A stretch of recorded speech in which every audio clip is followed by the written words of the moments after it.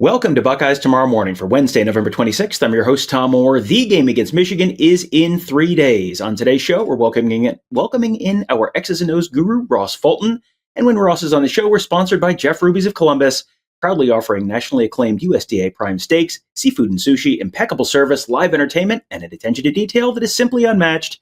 Just go to jeffruby.com/Columbus to check out the menu and make a reservation today. All right. So before we get into the show, I just want to address, we've gotten comments on our YouTube channel. Like every time we have Ross on the show, we always have comments about relative size of elements on the screen. Long story short, yeah, we see your comments. We get it. No, we can't change it. There's a whole long story behind why we can't change it. We have talked about it in depth with our members on the Huddle board at BuckeyeHuddle.com. If you want to have that whole long conversation, we're happy to have that there. But just, yes, we have seen your comments. No, it's not something we can adjust. So we're sorry, but it is what it is. So now on to today's show. Ross, we're going to be talking about the Ohio State defense. This is like a supersized episode. Remember when NBC used to do those in the 90s? Like, oh, it's a supersized episode of Friends. Like, this is a supersized episode of Ross Fulton Analysis. We're going to be talking about the Ohio State offense, some things to be watched for this weekend when they take on Michigan. We're also going to be taking a look at Michigan's defense and some things to watch for out of them, what maybe that might mean this weekend as well. We're going to start with the Ohio State run game, and that's something that is definitely feels like it's improved quite a bit, and we'll find out probably this weekend whether that was a function of playing bad run defenses or whether it was really a function of Ohio State's run game getting better. This first one, they're going to motion into a full house backfield. Bennett Christian picks up a really big block here, and Bo Jackson ends up running for a touchdown. Yeah, so I thought Ohio State, to back up for a second, Rutgers, probably knowing or expecting that they were not getting Jeremiah Smith and Carnell Tate, sort of had a bifurcated game plan where against 12 or heavier personnel, they played a lot of cover one, a lot of man, versus 11, you got a lot of cover two and a lot of stunts and loopers, which we'll get to. But the good thing was that Ohio State sort of figured that out and took advantage of it. And, some of what you'll see here is, we've talked about, this is GH counter. It's an unbalanced look. And so they're going to, Brandon Innes is covered up there. They're going to motion and run counter. The Ohio State, as we talked about, has had some struggles this year blocking counter, particularly where there's movement and the guard has to log, which by log, I mean, he's going to, the design, if you draw it up on a board, is he's going to kick out the defensive end and then the second puller is going to lead through.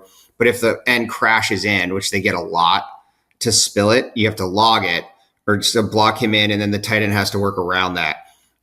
This was the first game where I saw them, I think, consistently execute this correctly. That's a good sign because Michigan has really struggled defending gap schemes this year. They moved Jayshon Barnum from linebacker down to edge. He's a little bit undersized. And they just haven't fit it very well. And so, it was sort of for a while like the movable force versus the unmovable or object in terms of Michigan didn't handle it very well, but Ohio State hasn't run this play very well and much better on Saturday.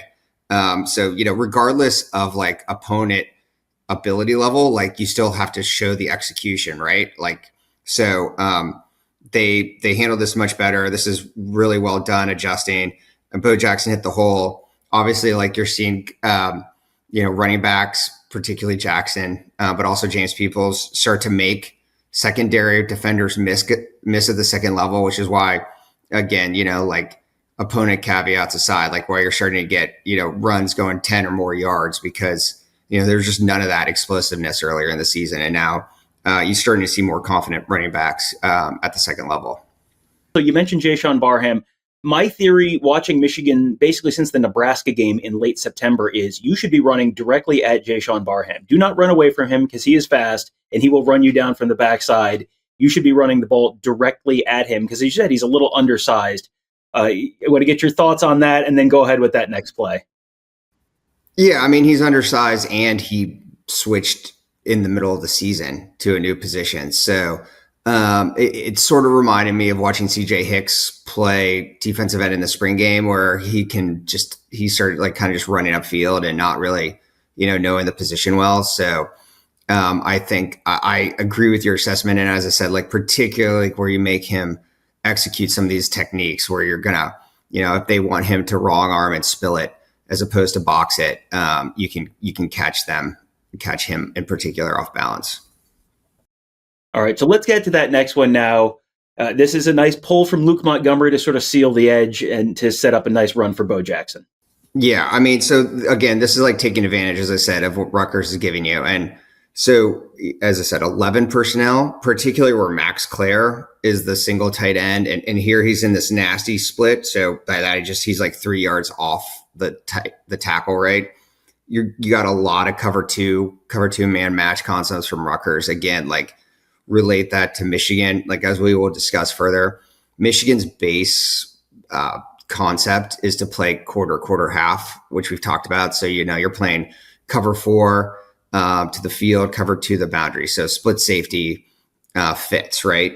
And so, just like anything else, like Ohio State's run game, we've talked about getting safeties in particular out of the box. And so this was a nice concept they showed a few times, to take advantage, again, using a gap scheme. So they're running, it's a one back power. And so you're just trying to have, you don't have like a kick out and lead. You just have your base blocking and then you're pulling to lead through. And so again, nice job adjusting here by Luke Montgomery, the same concept to log it. And you're able to get downfield with, 2 deep safeties. And so again, you're sort of taking advantage, Michigan, and again, we're going to get into this, historically, at least. I'm very interested to see how Wink Martindale handles it. Because when Ohio State is in 11, they will play nickel. When teams go 12 against them, they play a 3-4 and a very heavy 3-4 at that, with basically 3 defensive tackles.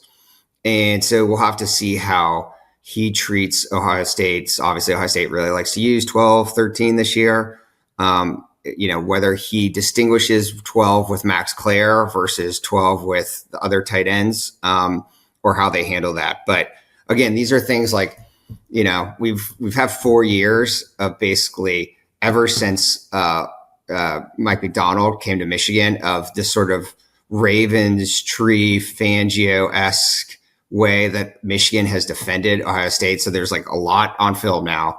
And there's some so now it's all about, for Ohio State, like using what Michigan has done against them to your advantage, right? Like knowing the tendencies and then being able to use those tendencies to your advantage.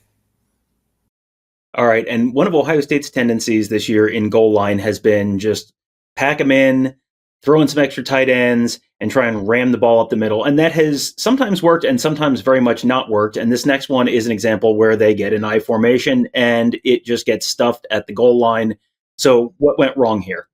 Yeah, I would say that this continues to be I hesitate to say an issue. I don't think it's like a glaring problem. It's also like they're not the most efficient at it either, right? So we obviously, I don't have any clips of it. We saw a more extended Lincoln Kienholz package on Saturday. I think partly that's just because they're, you're trying to do things in that game. They don't, obviously they were down. They were not only down Jeremiah Smith and Carnell Tate, you're also down Quincy Porter. Mylan Grand was basically a healthy scratch, for lack of a better term. You're down to playing David Adolph 48 snaps a game. And so you're just, you're pretty limited in what you can do. So you got to churn out some yards. But I do think they probably wanted to put it on film. They kind of wanted to test the waters. So still would not be surprised if, I think Kienholz was a little inaccurate. He missed some open receivers. He had Jelani Thurman on that 4th and 2 sitting there wide open. He had obviously threw it behind Brandon Innes, but he's a pretty effective runner, right? He's a much better runner than Devin Brown was when they tried something similar. So, you may see that at the goal line, but that's all a long wind up to say this part of what continues to be a problem at the goal line is just when you don't have a run threat at quarterback, you're getting these I formations, as we talked about, the defense can always +1 you. And so here they try to run down G weak, to the weak side. So again, so away from the wing, right? We talked, I like this goal line play. You pull the play side guard to kick out. They're just outnumbered though.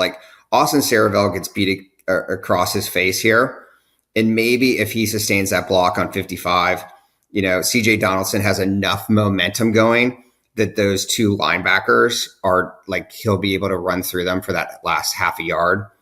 But like, you just don't have enough blockers for that. Like, those guys are not going to be accounted for no matter what if everything is blocked correctly here, you're never going to get to them. So this continues, there's like anything else, limitations. They did try to throw the one from this look, saying threw it away. I would still like to see them maybe throw it on first down from these looks. But again, I'm not sure they were going to do that against Rutgers. That's sort of one of those things you maybe say for this week. Yeah, I was going to say, it feels all year I have been thinking, man, you put Jeremiah Smith out wide in those goal line situations, and if there's two guys over him, you have a numbers advantage. If there's one guy over him, you throw it. You can just slant it, slant fade, almost doesn't matter with him. I am fully expecting to see that this weekend. Last rep was not a good rep for Austin Sierveld. This next one, this is a really solid rep for Austin Sierveld. Kind of gets two guys blocked on this one. This is a toss play to Bo Jackson for a touchdown. Yeah, again, we just see like a lot of run game diversity. So as we said, very limited in the pass game with basically no wide receivers left. This is a nice, again, breaking tendency. So we talked about like how Rutgers was super aggressive against multi-tight end sets. Obviously, you're setting, and they're coming, when you're in the shotgun, like we've talked about, like you have tendencies based on where the halfbacks align. Like the ball is going to tend to go to the side of the halfback. And so here they run this pin and pull toss to the halfback side. They ran this a few times on Saturday.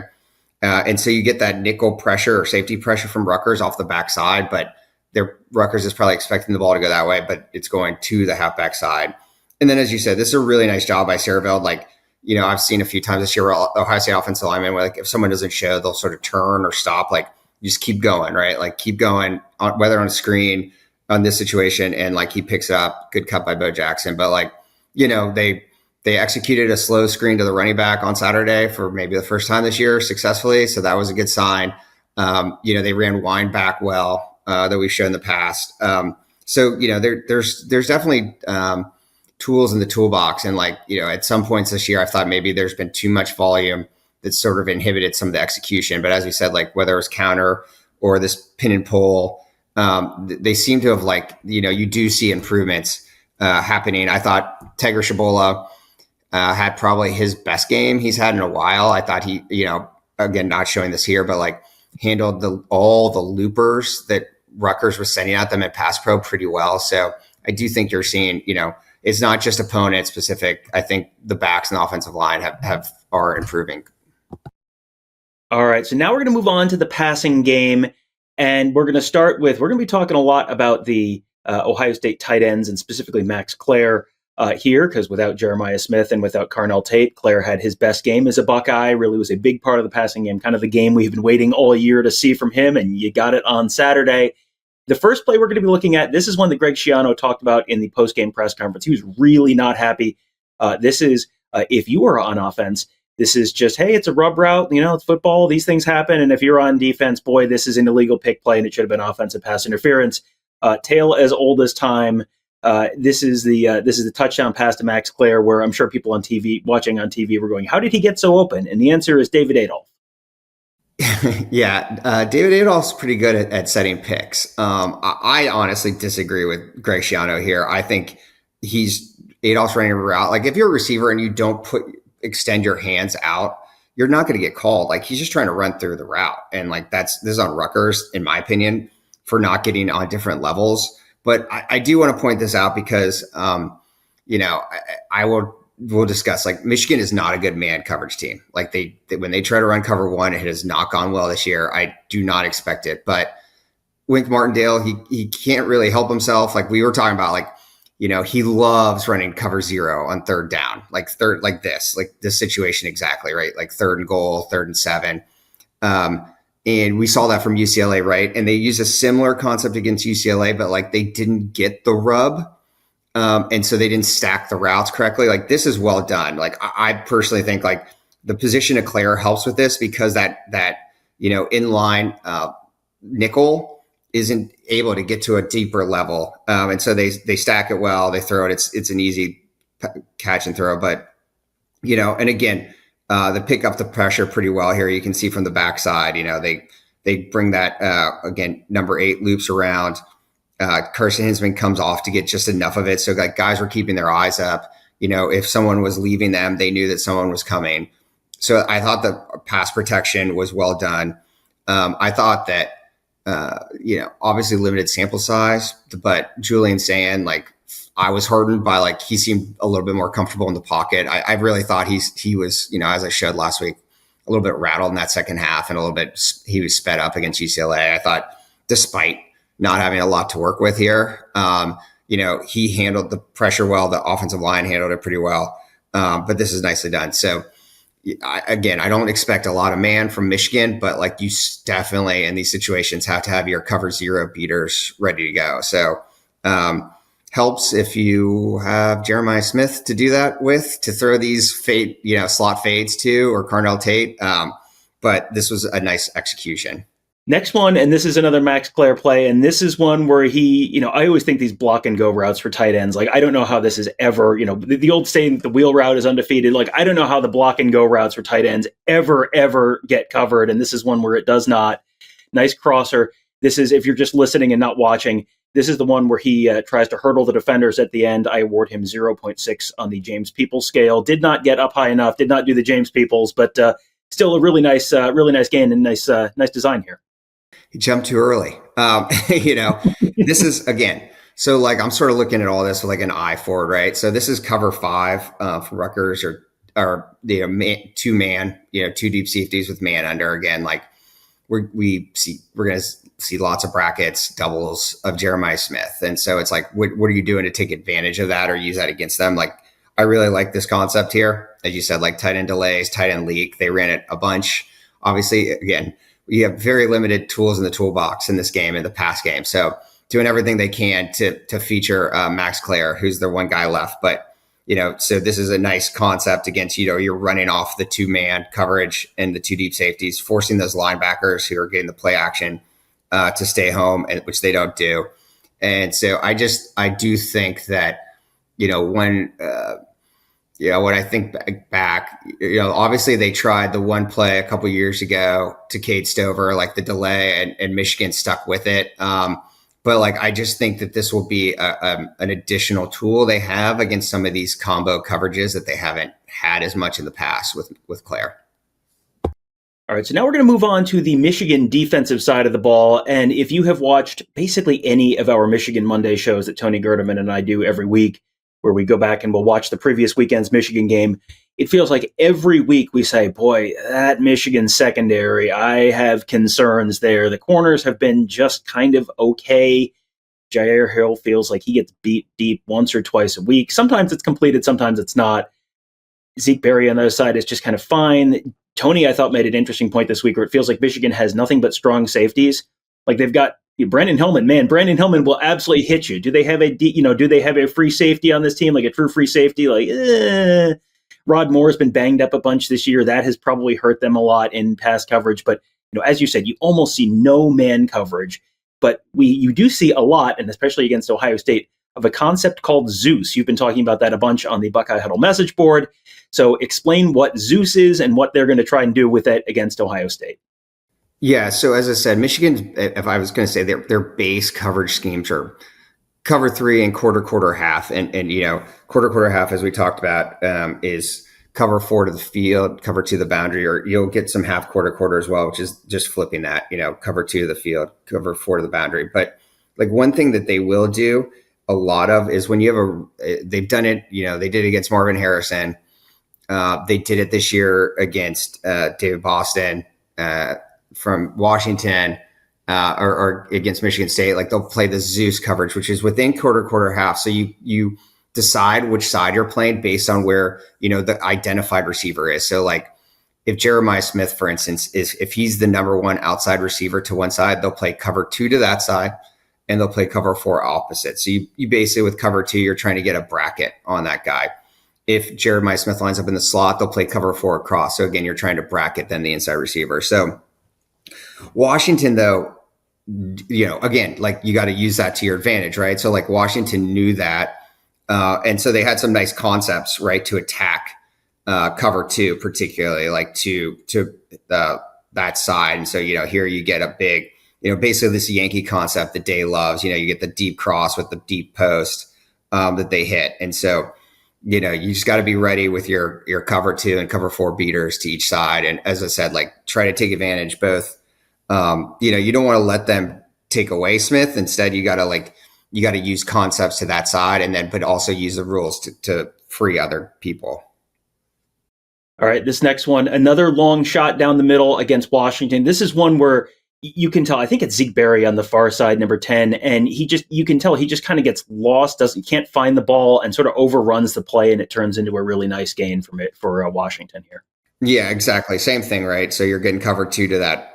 So this is half quarter because they're playing cover two to the field side, right? They're on the right hash to the left, and then cover four to the boundary. And again, so they run these seam route. Michigan in particular, like they also like to play Tampa. Like I think they've struggled with these seam routes. They've struggled with like the pull runner getting depth with rerouting these routes. So I think that's an area you got to target. Whether it's with Smith, Tate, Max Clare, all the above. But like, I just generally like, I think that you'll see some on early downs, like from Wink Martindale, like some fire zones, trying to like get, 5 guys at the ball, against the Ohio State run game, maybe play some trap 2 behind it. But I think it's just going to be a lot of this sort of, cover 2, cover 6, trying to keep 2 deep safeties, trying to limit Jeremiah Smith. Cause this is just what Michigan's done better. Like when he's been super aggressive this year, it's kind of bit Michigan. And so they've been better the last month or so with him being much more conservative, keeping the 2 deep safeties. Yeah, but before he got a little more conservative, they got absolutely roasted at USC. That was one where it almost felt, watching that game, it almost felt like Don Brown was back. You had the Dr. Blitz thing going for them, and they brought a ton of pressure in that game, and it really did not work. This is also an example. I mean, you talked earlier about some of the stuff you can do formationally and what Michigan's what their answer is going to be in different personnel packages. But then you can, if you get in one personnel package and spread them out, you can probably create some mismatches. And that is sort of what USC is doing here. Yeah, I mean, as I said, so Wink really likes to play that 3-4 when he sees 12 personnel. And so USC, who had 2 good tight ends, played a lot of 12 and then spread them out. And so you got guys just playing in space who aren't comfortable doing it. Unlike Ohio State's penny front, where they bump a defensive end inside and then Arvell Reese on the edge, like they're playing like legit defensive tackles at these 3 down linemen. And then so the edge guys are more like defensive ends. And so you just get these guys in space. And again, no one then is handling the seam here in cover 3. You just hit the tight end. So again, I would expect Ohio State to certainly test. I mean, if my opening series, I'd be using a lot of 12 if I'm Ryan Day, Brian Hartline, to test how Michigan's going to play it, 12, 13. And you want to use a lot of personnel groupings early to see how they're going to handle it. You want to, between that, you want to put, assuming he's there, Jeremiah Smith, like you want to put him out wide as a single receiver. You want to put him in the slot. Again, I want to test like their Zeus rules and if that's what they're going to be doing. And, I think that's an interesting kind of broader conversation. We've talked a little bit about those sort of opening drives and what you're trying to do. I think that I want to have you sort of explain that a little bit, what specifically you're looking for there, because I think people go, opening drive, it's scripted and okay, you're going to have all sorts of different tricky stuff off of it. But you're not just trying to score on that drive. You're also trying to sort of figure stuff out for, everything else moving after that. Exactly. So like if I'm Ohio State, let's say it depends how many plays you have to do it. It might take a couple of drives, but like I want to do 12 personnel with Max Clare. Then I want to do 12 or 13 personnel without Max Clare. I want to see if they respond differently to that, right? Like when you get the more like Bennett Christian, Will Kazmarek, like heavy run look tight ends on there, like are they going to handle it all the same? How are they going to respond if I get in 12 and I spread out Clare? As I said, I want to put Jeremiah Smith in a bunch of different positions and see how they test their rules on what they've decided to do on that. Because, they're going to, regardless of Jeremiah Smith not playing against Rutgers, like you have to assume if you're Michigan that both Jeremiah Smith and Carnell Tate are playing.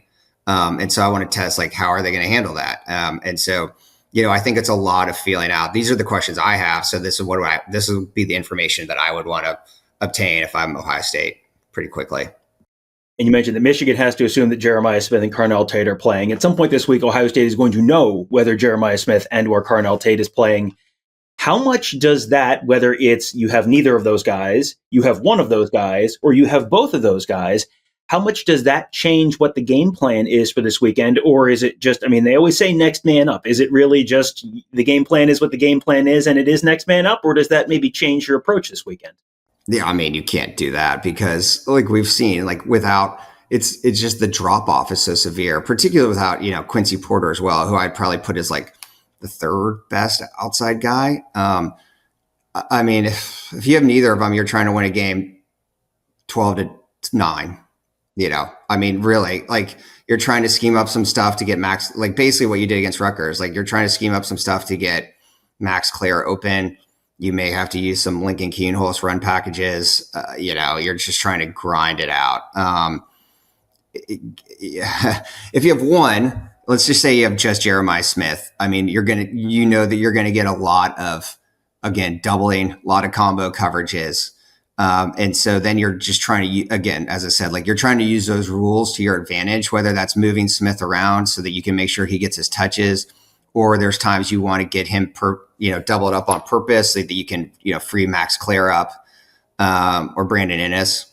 And then both, obviously, then you're really testing how Michigan's going to handle that. Like, are they going to really play like Zeus when they've Tate on the opposite side and cover 4? Like, are they going to we've talked about some of those trap coverages Michigan's used in the past where you fire zone and you invert to the boundary. Like, are you going to really play trail technique with Tate to the boundary? Like, feel comfortable with that? So that obviously is the ideal position for Ohio State because it makes it a lot harder to play those kind of coverages if you have two guys you have to worry about.